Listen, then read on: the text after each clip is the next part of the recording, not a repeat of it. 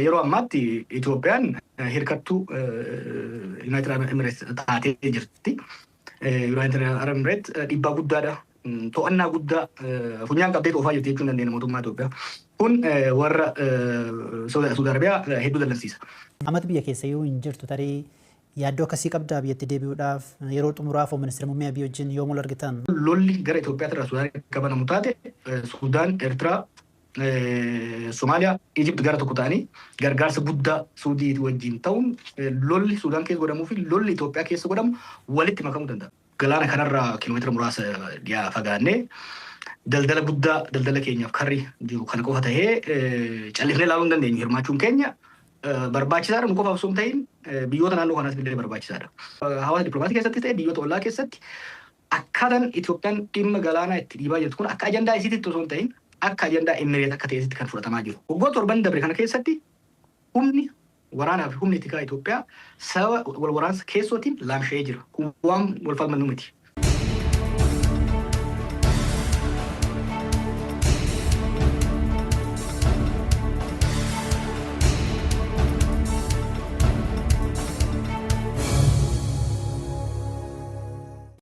Mee jalqaba irratti muddama deemaa jiru kuni waan eegamaa ture moo waan haaraadha? Wanni kun waanuma bilchaataa turedha. Waggoota kurnan dabre kana keessatti biyyoonni muraasni humna dinagdeetiin cimaa dhufuudhaan aangoo sadarkaa walakkaa takka middle power states sadarkaa jedhamu ga'anii dura akkuma beektu super power takka humna gurguddaa lama yookiin sadii jira. Ameerikaa, Chaayinaa, Raashiyaa jira. Isaantu naannoo keenyas ta'e naannolee hariiroo biyyoota keessa dhiibbaa godha. Waggoota kurnan dabran kana garuu biyyoonni muraasni dinagdeenis guddataa dhufanii hawwiin naannoo gaanfa Afrikaa kana bakkoota adda addaatti olaantummaa isaanii gonfachuudhaaf qabanii fi wal dorgommiin isaanii cimaa dhufe. Biyyoonni kunis biyyoonni akka Turkii, biyyoonni akka United Arab Emirates, Qatar, Saudi Arabiyaa, Israa'el biyyoonni kun humnaan cimanii dhufanii dorgommii keessa jiranii. Kanaaf hirmaannaan isaanii biyyoota kana gooluu erga eegalee bobboleera. Amma immoo hammaachaa deemaa jira jechuudha. Itoophiyaan miidhamoo inni waan amma deemaa yeroo kun?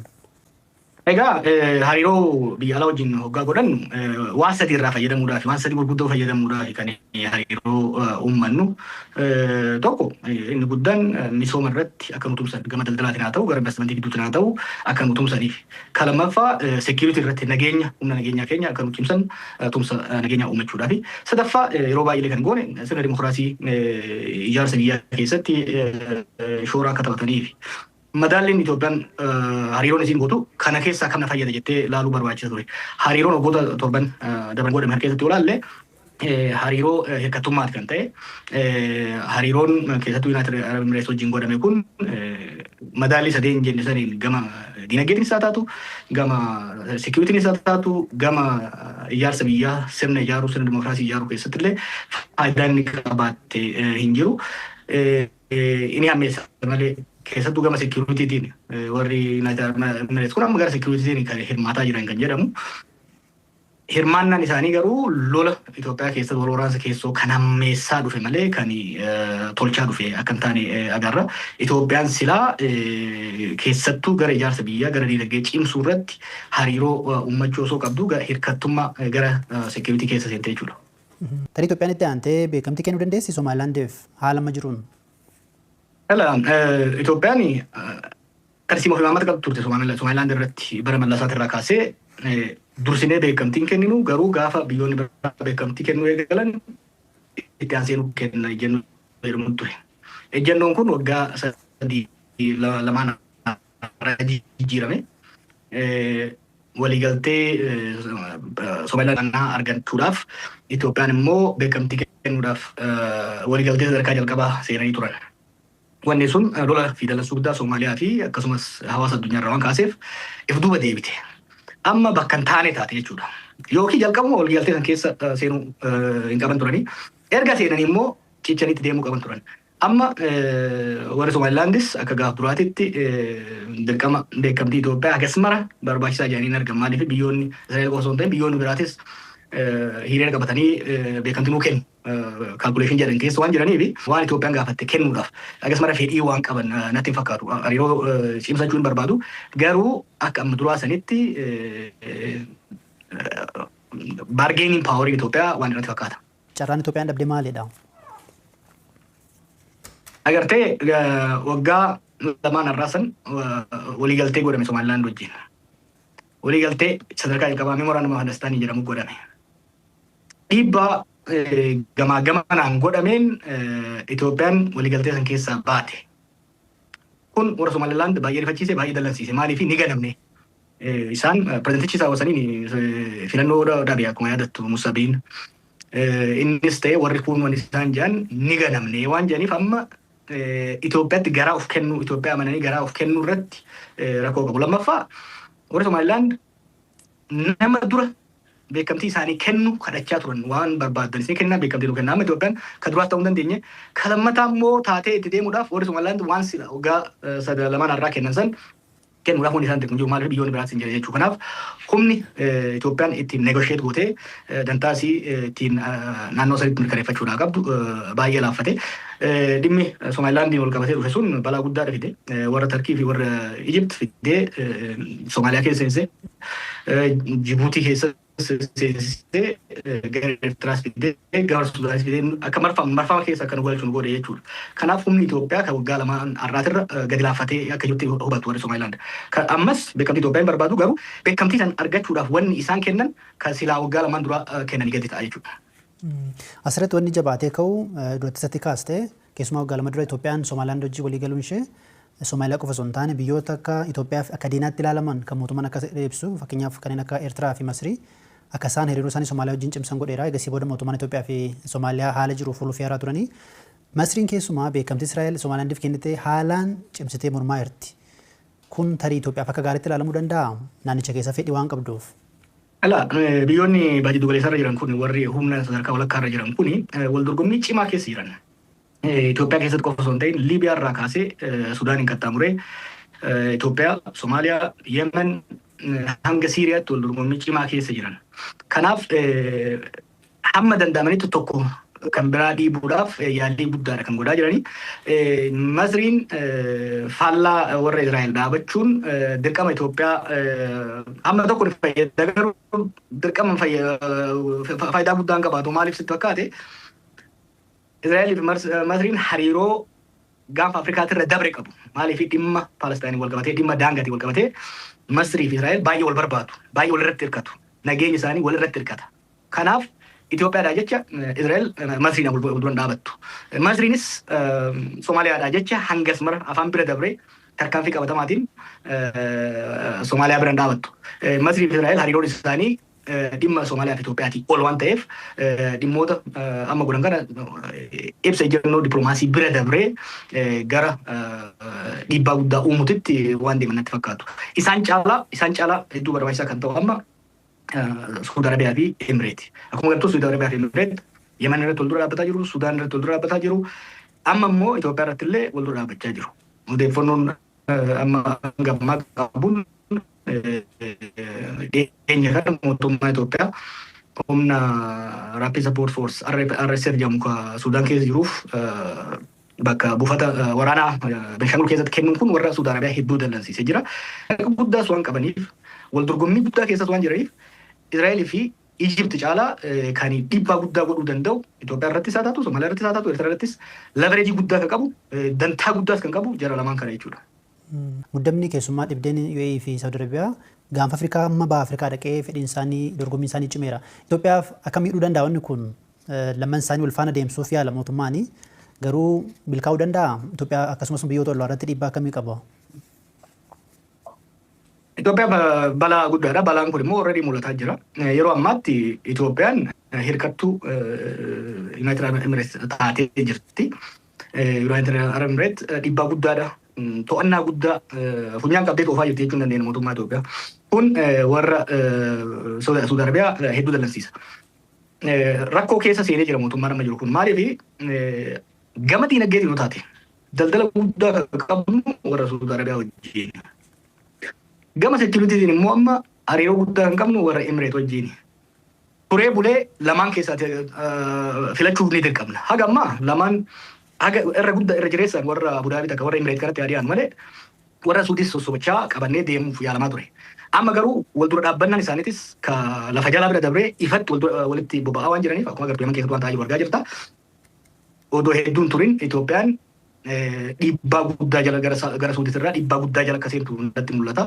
Kun immoo dirqama yookiin Suudii ofirraa muranii gara Imireetitti galu yookiin immoo Imireetii ofirraa muruu dirqisiisee jechuun kun rakkoo balaa hamaa qabaateeru. Duratti UAE'n Itoophiyaa funyaan qabdee ofaa hirteettee haa qabqabatamaadha inni sun keessumaa gama nageenyaan lammaffaamoo duratti kan kaaste waraanni Sudaan numa daangaratti loltuu akka bobbaasaa jiru jeneraaloonni isaanii irra deddeebiin dubbataa turanii ajajamtee waraana biyyattiillee Turkii yeroo turan sanatti biyya ollaa maqaa osoo hin dhayin akeekkachiisaniiru tarii walitti bu'iinsi Sudaan fi Itoophiyaa keessa ka'uu mala Itoophiyaan dhuguma hidhattoota RSF kaampii kenniteetti wanti mirkanaa jira. Kaampii kennu waan nama wal falmisiisu natti fakkaatu anis dhuunfaadhaan kan mirkaneeffadheedha. Kaampiin kennamee jira. Wanni amatti ifan ta'in mooraan kun mooraa leenjii qofa ta'amoo daangaa gama Wallaggaa fi Beenishaangul kanaan gara Suudaanitti lolli banama kan jedhu. Kaampii kennuu haga tokko obsuu danda'u. Lolli asiin banamnan garuu balaa hamaadha buusa. Gaafii amma tireetti kaafteef Imireetii funyaan qabdee deemaa jirti kan jedhuuf Imireet waggoota torban kana Itoophiyaa bitattee jirti yoo jenne waan hedduu walga'ii natti fakkaatu. Lola Tigraay keessatti shoora guddaadha kan taphatanii. Har'a ministeeronni keenya jeneraaloonni keenya baha galti isaanii Imireet keessa kuni icciitii osoo hin ta'in waan addunyaan guutuun beektu. Kun waan amma tireefu kaaftettuufidha. Sudaan keessatti Imireet hirmaachaa jirti.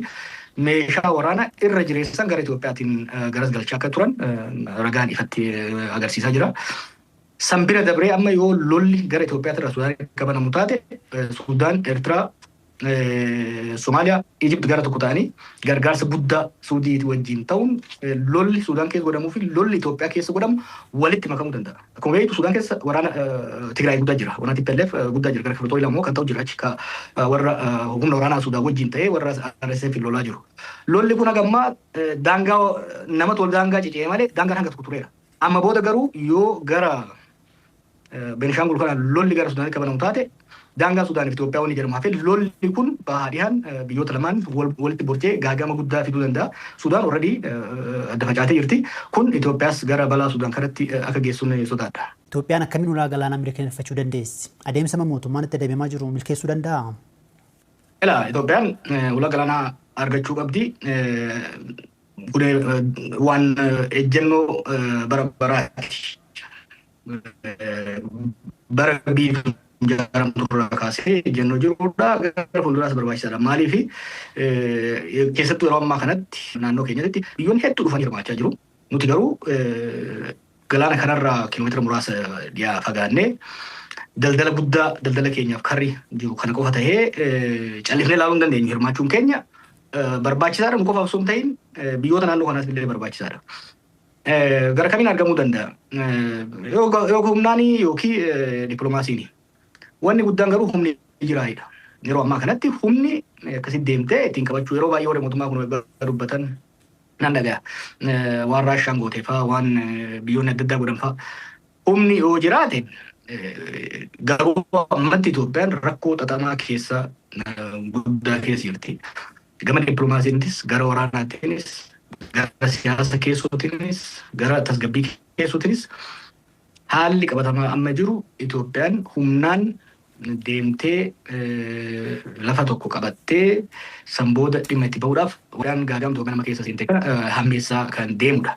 Kana irratti gaafilee reefuu ati kaaftee wajjin wal qabsiisuun barbaachisaadha. Ilaa Itoophiyaan fi Eertiraan isaa ta'u Itoophiyaan fi Somaaliyaan dhimmoota adda addaa irratti ollaa waan ta'aniif ilkaan gaarranis walitti bu'uun isaanii waan rakkoo hin qabu. Walitti bu'iinsi kun garuu yeroo ammaatti lolli keessoo biyyoota keessatti godhamaa jirus haa ta'u lolli biyyoota lama jidduus godhamu. Intrastate conflict kan jennuun kuni fedhii fi wal faallessuu biyyoota hogganoota keenyaatiin caalaa fedhii fi wal faallessuu biyyoota baha jiddu galeessaa kanaan kan dhiibamaa jiru. Dhimmi asabisa amma fakkeenya complicated kan ta'e Imireet achirra turte deebitee qabachuu barbaaddi. Warri Suudii immoo dhufaa keessa dhufaa jiru jechuudha. Kanaaf yoo Itoophiyaan buufata galaanaa qabaachuun nageenyaafis dinagdeesiitiifis baay'ee barbaachisa. Kana garuu waa lama avoid gochuu barbaachisa. Tokko bakka osoo humna hin qabaatin keessattuu biyyoota ollatti dhaadachuun diin ofitti hammeessuudha. Biyyoonni sun dhiibamanii warreen fakkeenyaaf diina Itoophiyaa jedhamanii ilaalan akka Ijiptii harka akka galan kun immoo rakkoo keessootii fi biyyoota ollaatiifis akka nu saaxilu godha. Dhimmi biraa immoo ajandaa keenya ta'ee deemuu danda'uu qaba malee ajandaa ormaa tarkaanfachuu qabna. Amma hawaasa dippiloomaasii keessatti ta'e biyyoota ollaa keessatti akkaataan Itoophiyaan dhimma galaanaa itti dhiibaa jirtu kun akka ajandaa isiitti osoo hin ta'in akka ajandaa Emireet akka ta'etti kan fudhatamaa jiru. Maaliif immoo kun kan jedhamu? Emireet galaana diimaa gama asaan kana keessatti hirmaachuu barbaaddi. Maaliif Suudii wajjin wal dorgommii keessa waan jirtuuf. Kana immoo kallattiidhaan mootummaa Eertiraatirraa argachuu waan hin dandeenyeef gama Itoophiyaatiin to'achuu barbaaddi kan jedhu kun shakkii guddaa uumee jira jechuudha. Shakkiin kun warreen Emireetiin wal faalleessanis akkasumas immoo warreen Itoophiyaan faalleessanis guuza bahanii Itoophiyaa biyyoota ollaa wajjin akkasumas keessoo ishiititti nageenyi tasgabbiin akka dhufne hammeessaa akka deemaniif carraa kan saaqudha. Ani ulaa galaana Itoophiyaan argachuu kanarratti itti qophaa'u gama dippiloomaasiitiin wanni Itoophiyaa fayyadu akkaataa Somaaliyaas Eertiraas fayyaduu danda'uun through regional integration itti deemuutu sila bu'aa qaba. Haalli amma itti deemaa jirru kun saaxilamummaa vulnerability Itoophiyaa hedduu dabalee faayidaa irraa argannu caalaa miidhaan isaa guyyaa guyyaan dabalaa akka deemu kan argaa jirru. Dippiloomaasiin Itoophiyaa hin kusuusee boquu cabsee waan jedhee kaasta. Kanaaf inni sirrii kamii? Egaa biyya tokko biyya akka Itoophiyaa tokko biyyoonni alaa maaliif barbaadu? Waa lamaaf barbaadu. Wanni gurguddaa lama. Tokko diinagdee nurratti gurgurachuu yookiin immoo dhufanii nu biratti invest godhanii keessattuu humna nama baay'ee chipilee dhiyeessuu hin dandeenye investimentii nu biratti hojjechuudhaaf. Kan lammaffaa keessattuu warri kan nu barbaadan nageenya naannoo irratti humna waraanaa keenya humna tikaa keenya fayyadamnee nageenya naannoo tasgabbeessuu irratti shoora akka taphannuuf waan lamaaf kan nu barbaadan waan biraatiif miti. Inni guddaan actually securityidha. Waggoota torban dabre kana keessatti humni waraanaa fi humni tikaa Itoophiyaa sababa wal waraansa keessootiin laamsha'ee jira. Kun waan wal falmannu miti.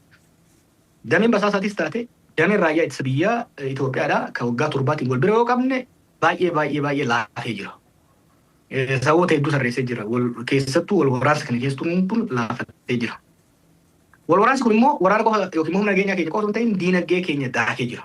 Diinagdeen Itoophiyaa waggoota kurnan dabreef sanii oliifis laamshaa deemee yeroo ammaa gaagama hamaa keessa jira jechuudha.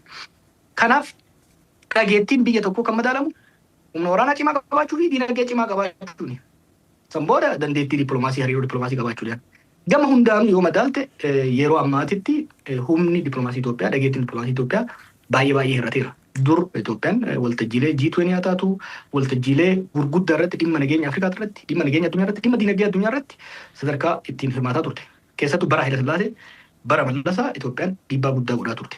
Baroonni sunniin baroota humni nageenyaas yoo xiqqaate humni nageenyaas baay'ee cimaatti ture. Naannoo Afrikaa bahaa kanarratti olaantummaa waraanaaf tikaa qabaachaa itti turte. Anchor state takkaa'u utubaa naannoo kanaa jedhamtee ilaalamti turte. Amma garuu akkasitti kan ilaalamtu. Utubaa naannoo kanaa utubaa nageenya naannoo kanaa wanni jedhamtuuf maaliif ture? Suudaan tasgabbeessuudhaaf, Somaaliyaa tasgabbeessuudhaaf, Koongoo tasgabbeessuudhaaf deemuu waraana ergachuu qofa osoo hin ta'in waraanni sunis bira dabree biyyoota kan tasgabbeessuu danda'a ture.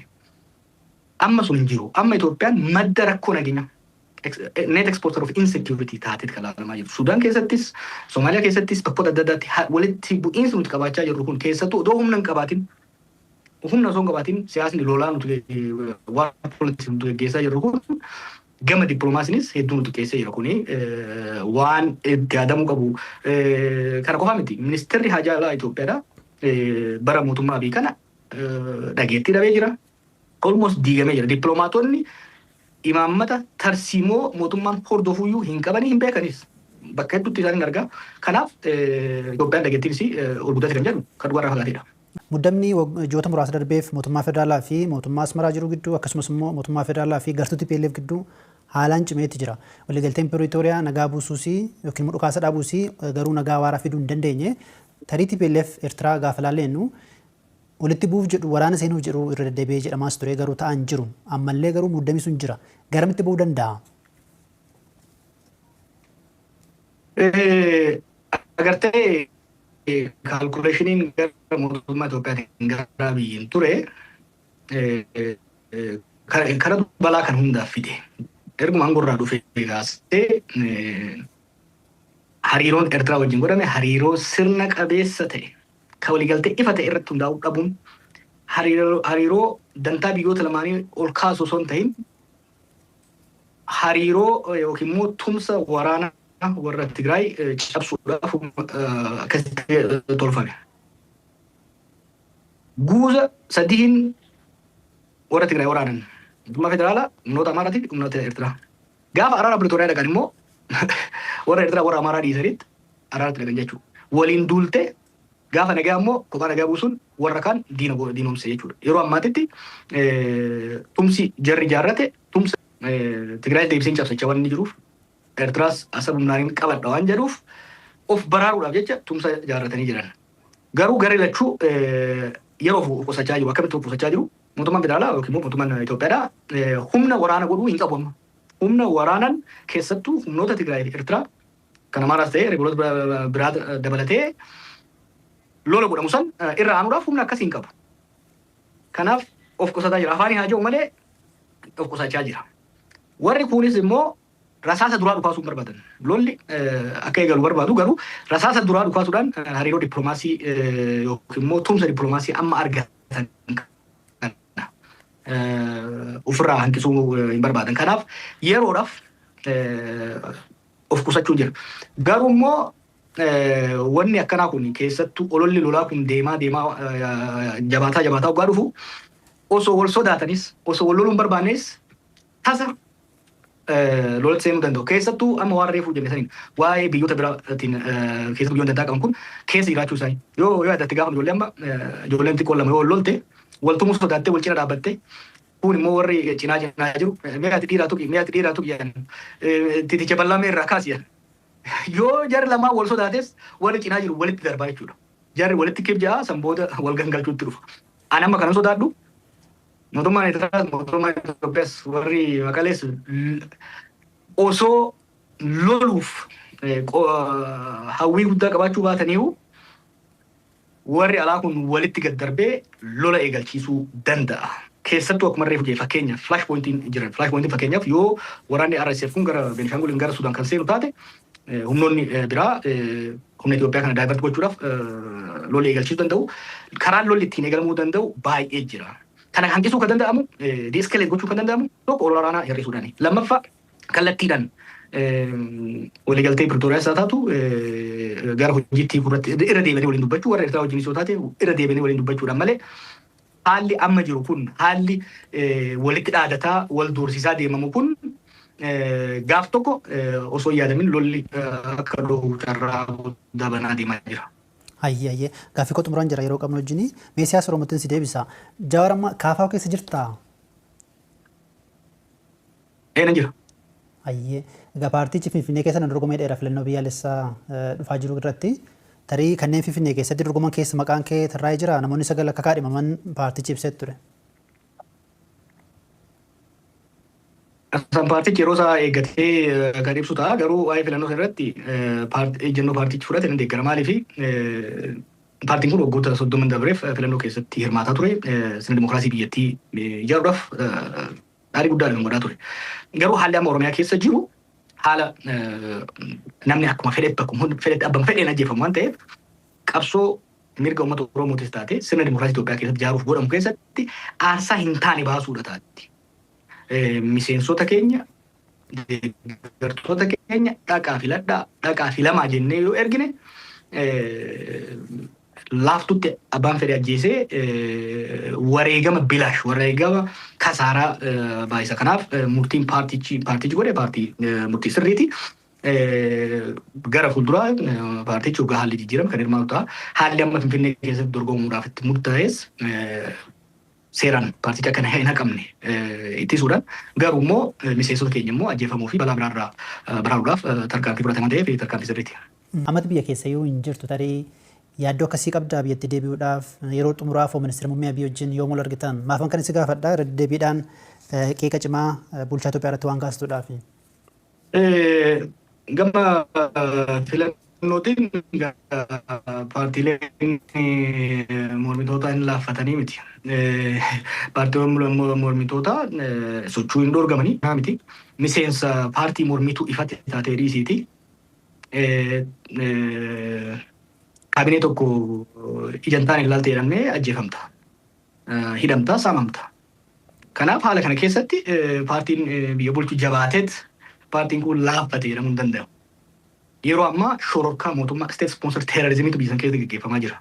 Kanaaf haala san keessatti paartiileen kun miseensota isaanii, deeggartoota isaanii ifatti baasanii, cimina isaanii ifatti baasanii dorgommitti haaseenu jechuun itti gaafatamummaa hamaa qaba. Bala hamaadha qaba. Kun haala qabatamaa lubbuu namaatiif yaadu dhaburraa kan madde waan ta'eef kan osoo dirreen siyaasaa xiqqaa ishuma bal'ate. Kabiraa haafu ajjeechan suukanneessan guyyaa guyyaan namarra raawwatan kun osoo kan dhaabatu taate Audoo zaman agarmoo zaman bara Ihaadeeg sanuu dirreen siyaasaa xinnoo sun kan banamu taate bilchiginaan bara hin dabru. Maaliif haalli dinagdee biyyattii qaroominni jireenya saamichi korrapshiniin malaammaltummaan uummanni akka malee of jibbee jira mootummaa kana jibbee jira. Carraa argannaan paartiin laafaa kamiyyuu mo'achuu hin danda'a. Haa ta'u garuu saaxilamummaa ofii kana hanqisuudhaaf paartii warri aangorra jiran shororkaa bananii waan jiraniif haalli ittiin dorgomamuu danda'amu Itoophiyaa keessa hin jiru keessattuu Oromiyaa fi Amaara keessa filannoon kan yaadamu miti. Tole duratti waa'ee hariiroo ministeera muummee Abiy wajjin qabdu gaafadheen ture. Yeroo xumuraaf yoo maasoftan biyyattuu deebitee beektaa? Eegasii eega biyyaa baatee? Amma bara darbeetti biyyatti deebi'aan ture. Warra mootummaa qaamota adda addaa wajjin keessattuu haala nageenyaa irratti waliin hojjechaa turre. Yaalaa turre wanti sunis hin taane. Kanaaf wanti baasu keessattuu of turmaa deemanii immoo biyyattii lola keessa seensanii maqaa Oromoo jalatti dahoo godhachuudhaaf yaaluun isaanii saba kanas biyya kanas gaagama hamaadhaaf waan dhiyeessuuf falli jiru alarraa qabsaa'uu uummata kanaafis biyya kanaafis sagalee ta'uu kan jedhu murteesseetiin itti deeme ammatti hin deebine. Keessumaa qeeqxoonni kee Jawaar akka durii miti dhiibbaan isaa laafeeraa jedhu. Dhageettiinis dhiibbaan isaa ittiin jedhu tareettis dhageesses ta'uu danda'a. Maali deebiin kee? Dulli filannoo Itoophiyaa Oromiyaa keessa dulli filannoo godhamu hin jiraatu. Jiraachuus hin danda'u. Dila filannoo goona jedhanii miseensota deeggartoota ofii saaxiluun du'aa fi ajjeechaa fi miidhaadhaaf saaxiluun akkuma reeffi hin jedhe gaafatamummaan qabu.